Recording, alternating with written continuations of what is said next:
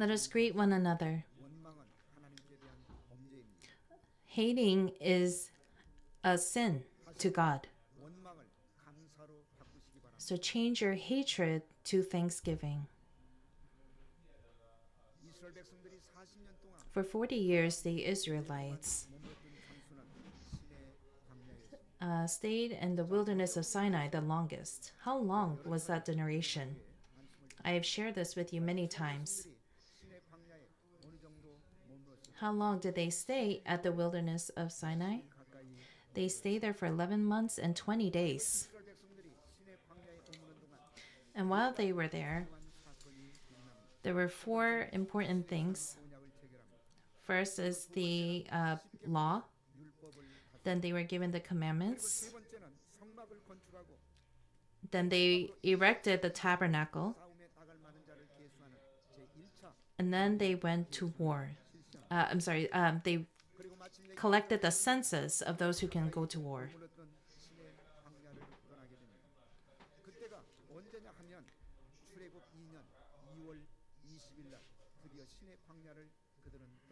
So in the Exodus, let's turn to Numbers 10, 11 to 12, and we see when they left. On the 20th day of the second month of the second year, the Israelites set out from the desert of Sinai and traveled from place to place until the cloud came to rest in the desert of Paran. So they were in wilderness of Sinai for about a year, and they finally departed. And when we look in Numbers 11, we see that they first camped, or they came to Taberah and then Kibroth Hattaavah. Let's read Numbers 11, 1 to 3 again. Now the people complained about their hardships in the hearing of the Lord, and when he heard them, his anger was aroused. Then fire from the Lord burned among them and consumed some of the outskirts of the camp. When the people cried out to Moses, he prayed to the Lord, and the fire died down. So that place was called Taberah, because from the fire from the Lord had burned among them. So after leaving the wilderness of Sinai, the first place they came to was Taberah. And the second place was Kibroth Hattaavah. Let's read Numbers 11, 33 to 34. But while the meat was still between their teeth and before it could be consumed, the anger of the Lord burned against the people, and he struck them with a severe plague. Therefore the place was named Kibroth Hattaavah, because they were buried, the people who had craved other food. So these two places are very close proximity to one another.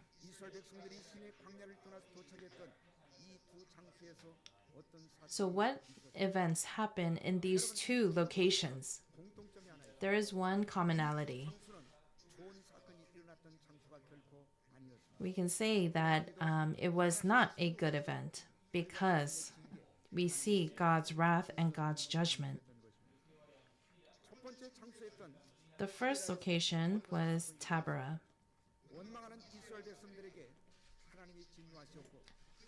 God punished the Israelites who complained, and he burned down some of the camps. And the second, Kibroth Hattaavah, there were so many Israelites who complained and cried out to God. So what did God do? He sent out quail. And there was so many quail that it scattered to up to about 2 cubits deep all around for about a day's walk. That's about 32 kilometers. And that's 2 cubits deep, which is about 1 meter deep. So for 32 kilometers wide and 1 meter deep, that's how much quail was sent down. And so for 2 days, the Israelites collected all of the quail. And when they were eating the quail, before they were, while it was still in their teeth, God had burned his anger against the people. So Taberah and Kibroth Hattaavah, we can see God's anger and his wrath. So what is the lesson that you and I can learn from this today? I would like to summarize it in 2 points. It means that we must not depart from our faith. We must not depart from our faith or fall back. We must not depart or fall back from our faith. So the Israelites, they left wilderness of Sinai, and the first place they arrived was Taberah. What does Taberah mean? It means to be burned. The Israelites complained so much to God that God sent fire. So Taberah has the meaning of fire. But when we look at Numbers chapter 11, verse 1, we can see that the Lord sent fire, but it wasn't to the entire camp. Where did he send that fire? It was to the outskirts of the camp. Let's read Numbers 11:1. Now the people complained about their hardships in the hearing of the Lord, and when he heard them, his anger was aroused. Then fire from the Lord burned among them and consumed some of the outskirts of the camp. So it says it burned the outskirts of the camp. Outskirts in Hebrew is kechet mahane, and it means the end.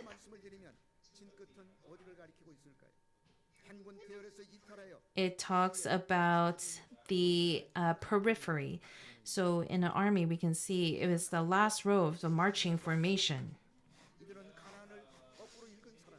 So these are the people.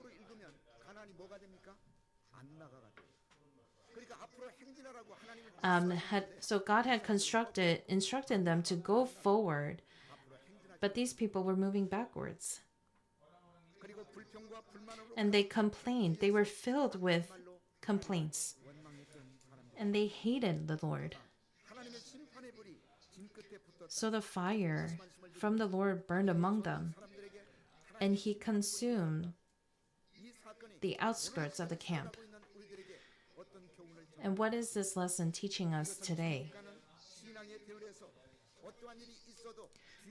It means that in our path, in our walk with God, in our faith, we must not fall back, or we must not depart from it. Why is it important that we do not fall back? We can see 3 important reasons in the Bible, because that is where Satan attacks. That is where Satan attacks. When Satan attacks people, he also has a strategy. He doesn't just attack anybody. He attacks who would be his prey, easy prey. So what kind of people would he attack? He attacks those who fall behind in their faith. Satan attacks those who remain idle in their faith, and he sneaks behind them and attacks them like their prey. When we look at TV, one of the shows I enjoy watching is like Animal Kingdom, where we see animals. And they have a strategy. Animals have strategies when they attack their prey as well. Do you know what kind of animals are their prey? It is those who have deviated from their pack or their group, or an animal that has fallen behind. And when they find that prey, Satan will find this kind of prey, and he will find success 100% in consuming them. Let's turn to 1 Peter 5:8. It says, "Be self-controlled and alert. Your enemy, the devil, prowls around like a roaring lion looking for someone to devour." So the Bible tells us that Satan is like a roaring lion, and he's looking for prey to devour. When we look at Exodus 17, we see that the Israelites leave Exodus and they come to confront the Amalekites. And who was among the Amalekites? It's Satan.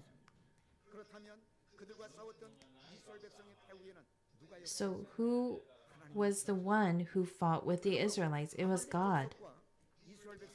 So when the Israelites and Amalekites fought each other, it was a spiritual battle between God and Satan. Moreover, we can see that this is a fight of Satan's, that Satan has strategized.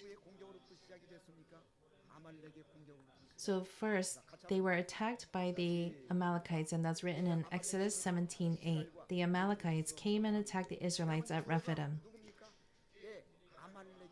Who was their opponent? The Amalekites. So the antagonists were the Amalekites. It wasn't that the Israelites attacked them first. They did not provoke them. So when the Amalekites attacked the Israelites, how do you think they attacked them?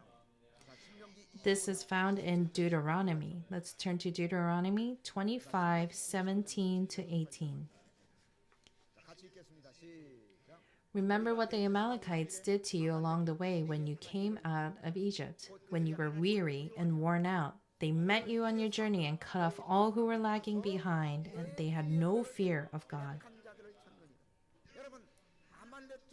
So how did the Amalekites attack the Israelites? They attacked those who are lagging behind.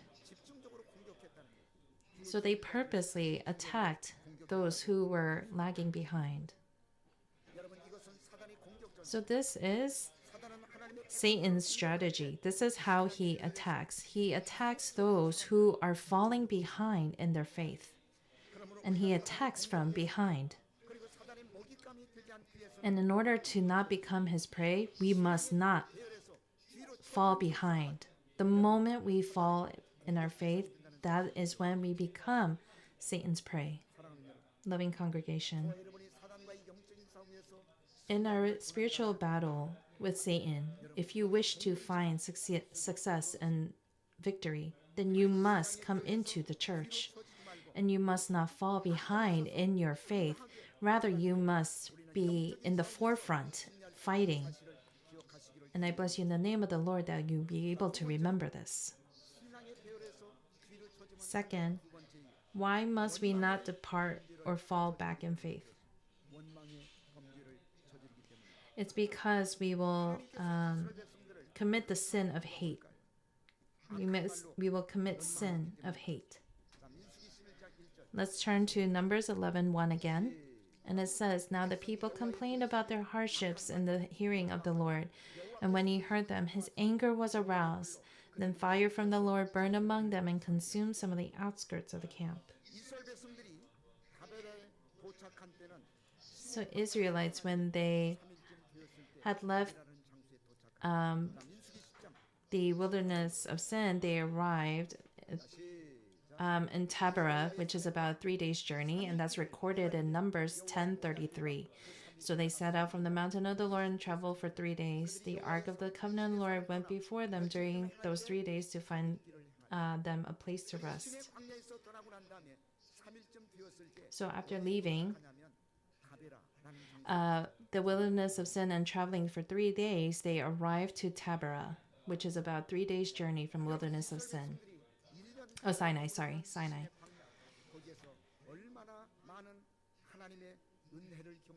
So we can see that Israelites experienced so much God's grace through their journey. But the moment that they left the wilderness of Sinai, in just a 3-day span, they began to hate and complain towards God, and we see their wicked behavior. So in the Korean idiom or folktale, we say that we forget all of our gratitude in a matter of 3-day span.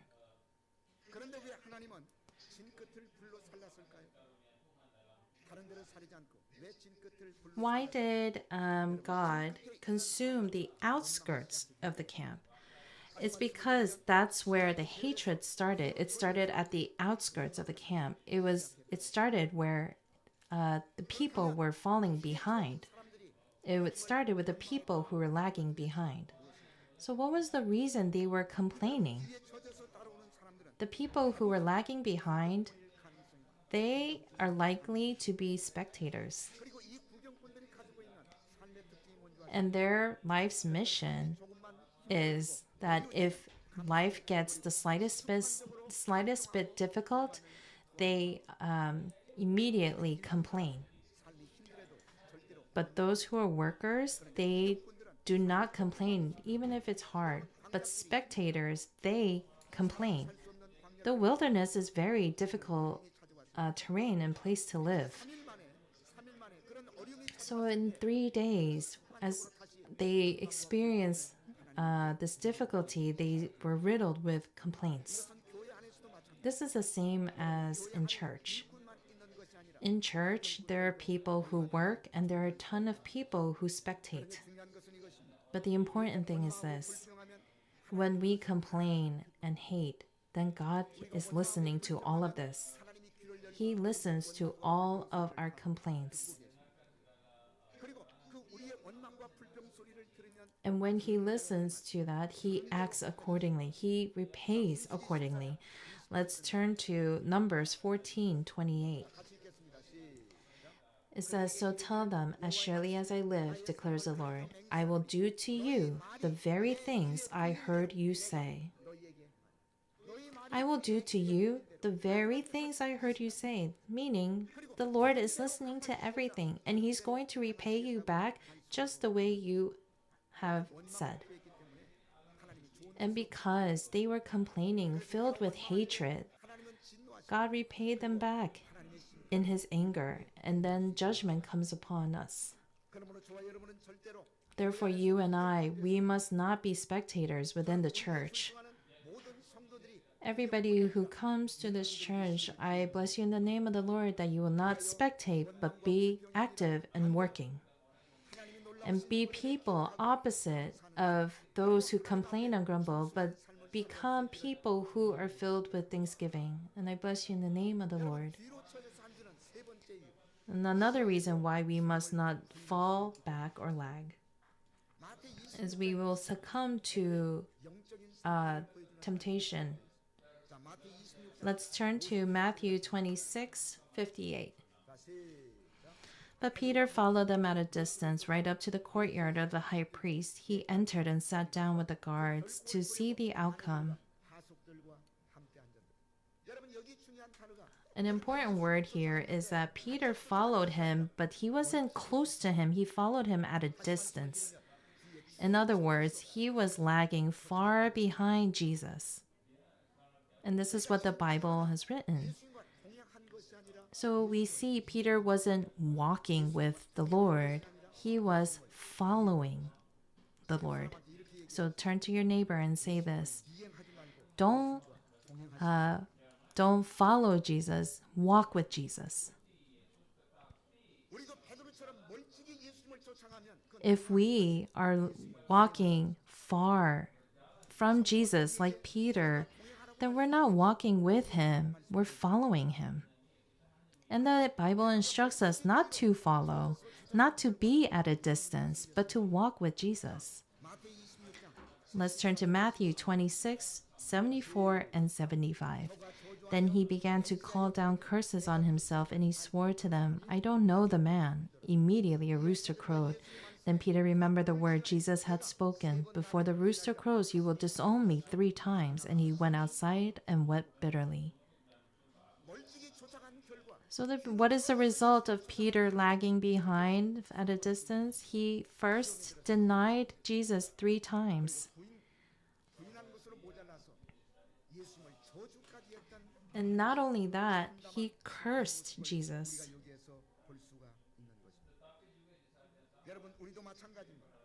We are the same. If we lag behind, just like Peter, we will succumb to tests. And then, as a result, we will deny Jesus and we will depart him. Therefore, it's so important. And I bless you in the name of the Lord that you do not lag behind. And second, what's another lesson that we can learn from Taberah and Kibroth Hattaavah?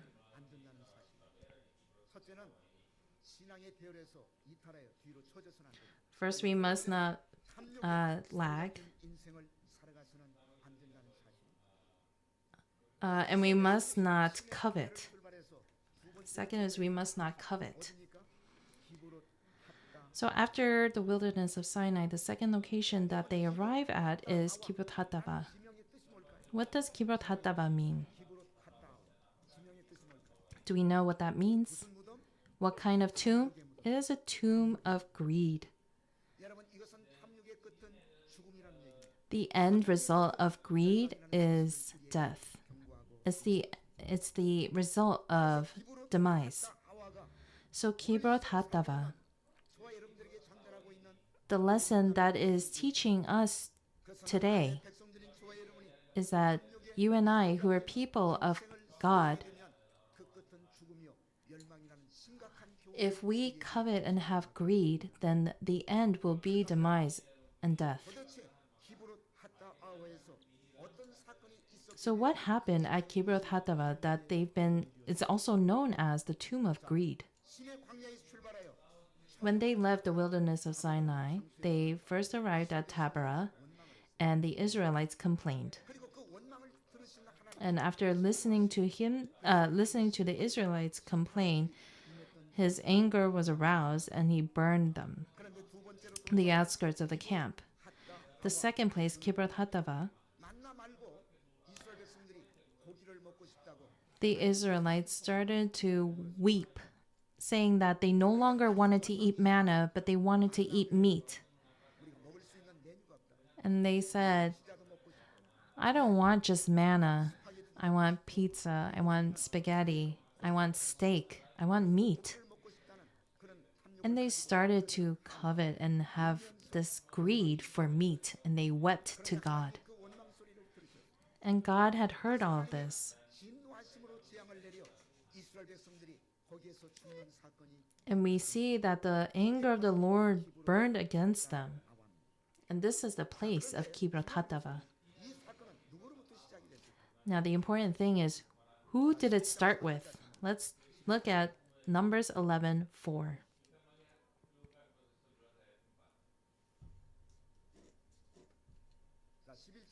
Numbers 11:4.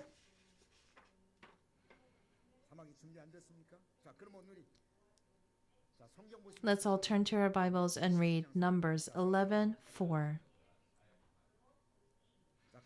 And we'll read together. The rabble with them began to crave other food. And again, the Israelites started wailing and said, if only we had meat to eat. So who of the Israelites? The rabble.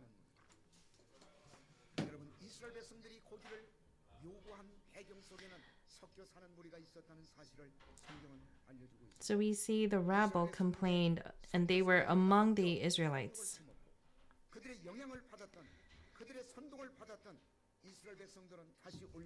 And they had an influence against on the Israelites, and that's what caused the Israelites to complain. So who is the rabble specifically speaking about? Let's turn to Exodus chapter 12, verses 37 and 38. It says, the Israelites journeyed from Ramesses to Succoth. There were about 600,000 men on foot, besides women and children. Many other people went up with them, as well as large droves of livestock, both flocks and herds. In verse 38, we can see that it wasn't just the Israelites who came out. We see many other people came out with them. So there were a lot of people who were not Israelites who came out with them. So again, it wasn't just the Israelites who made this exodus. There were a lot of people mixed with them. There were other people as well.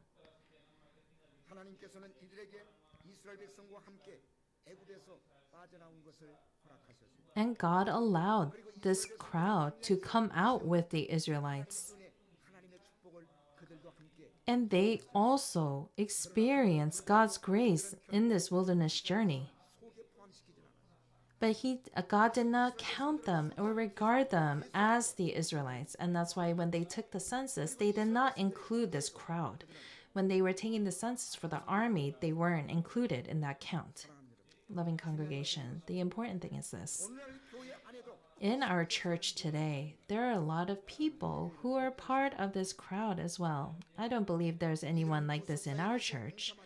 But there are people who are not with the redemptive history of the word. There are people who do not want to sacrifice. They complain, they grumble, they cause a drive between people. And therefore, we say these people are like the rabble. So the Israelites, they had greed. What kind of greed did they have?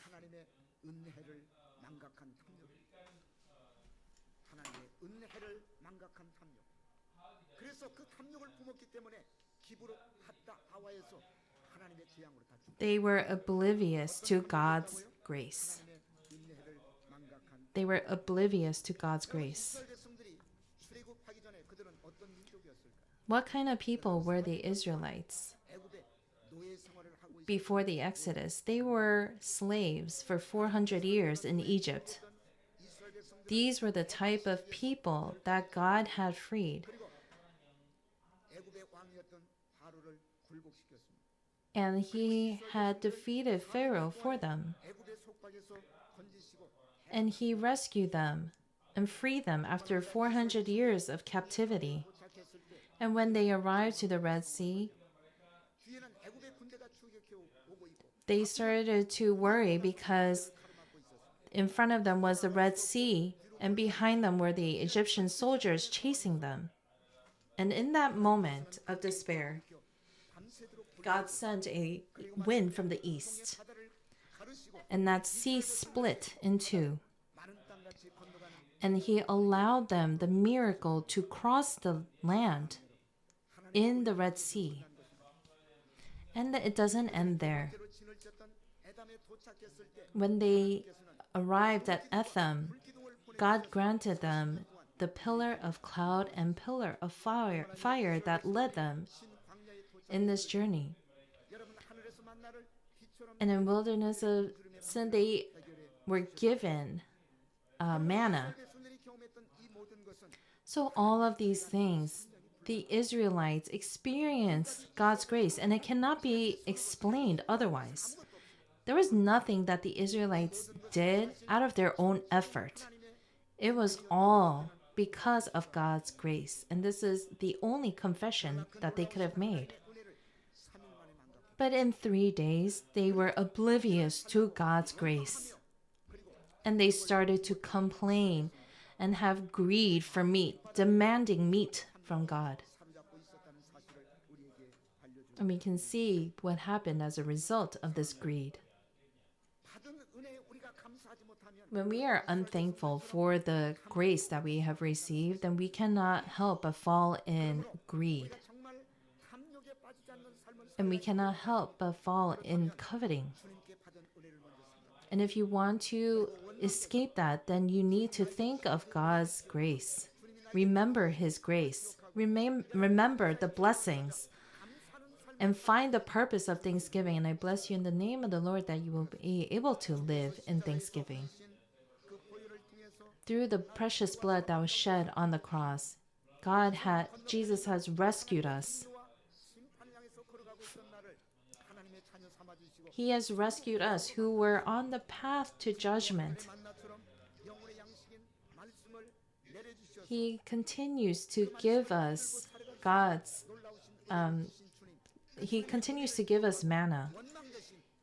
And we must, I bless you in the name of the Lord, that you be able to remember this grace and not complain. What kind of greed did they have? The second one was disobeying God. The second is disobeying God. So they developed greed because they disobeyed God. Let's turn to Numbers 11:19-20. It says, "You will not eat it for just 1 day or 2 days, or 5, 10, or 20, but for a whole month, until it comes out of your nostrils and you loathe it, because you have rejected the Lord." What's it say? Because you have rejected the Lord. And you have wailed before him, saying, "Why did we ever leave Egypt?" So they cried to God because of meat. And it didn't end there. What did they say? They said, "How were we taken out of Egypt?"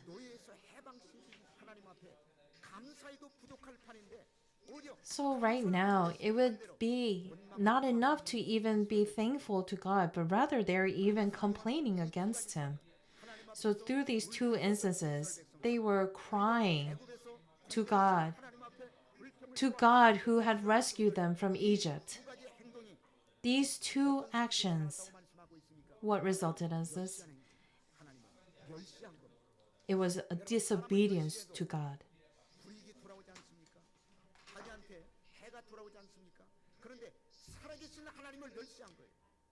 So they despised God. And that's why they were able to complain and cry to God. And instead of giving thanks to God who had rescued them from Egypt, they complained to him with the audacity, saying, "At least if I was in Egypt, I would have been eating meat. All we have out here is manna."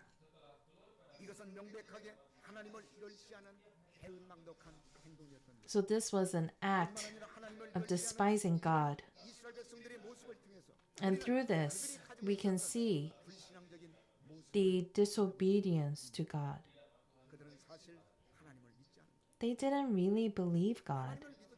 Had they truly believed God, they could not despise God.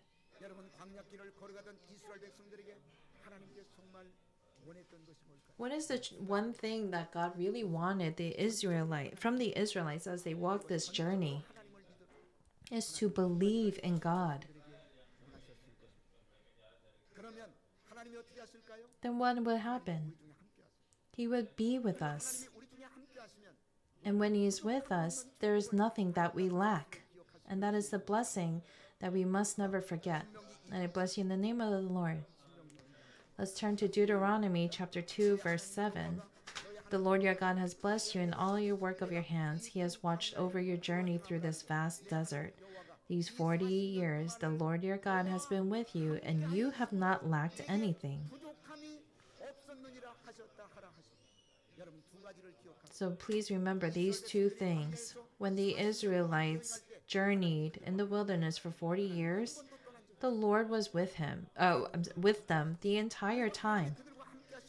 And because he was with them, they never lacked anything. When they needed water, he would give water through a rock that was struck. When they were hungry, he gave them manna from heaven. This is perfect food.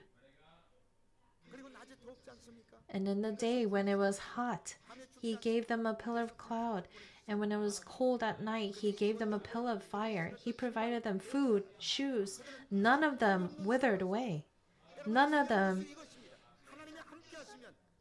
afraid. And that's because God was with them and he provides.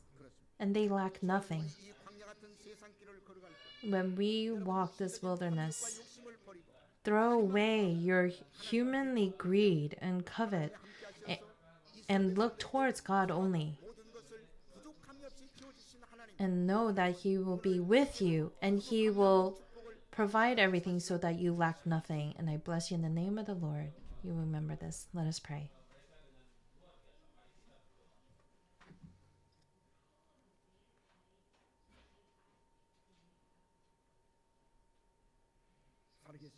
Living Lord,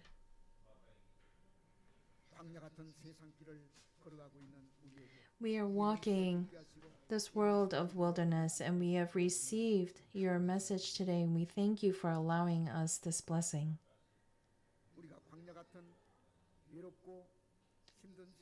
We live our lives in this world and we feel alone, like it was in the wilderness. And we have learned that you are with us and that we are not alone. And when you walk with us, there will be nothing that we will lack. And we thank you for allowing us to know this. And let us be able to accept these two truths in faith.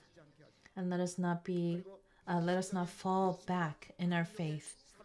And let us not be consumed by greed. Rather, let us live each day in thanksgiving. And please help us so it happens. That way, not a single person will be left behind, but they will be able to go into heaven, Canaan, with abundance. Please help us. We believe everything we pray for and ask for will be granted to us, and pray these things in Jesus' name with thanksgiving. Amen.